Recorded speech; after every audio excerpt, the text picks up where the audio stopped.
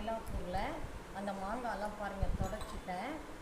இதில் கொஞ்சமாக நல்லெண்ணெய் ஊற்றிட்டு ஒரு பேசினில் இப்போ காமிச்ச காரப்பொடியை இதோட போட்டு இப்படி மிக்ஸ் பண்ணிவிட்டு இந்த ஆரஞ்சு டப்பாவில் நான் போட்டுருக்கேன்.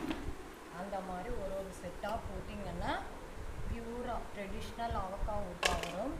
இந்த ப்ராடக்ட்ஸ் எல்லாமே நாங்கள் விஷாந்த் ஃபுட்ஸு தாய் அவங்களோட கம்பெனி, எங்களோட ஓன் கம்பெனி. இது ரொம்ப நல்லாயிருக்கும்.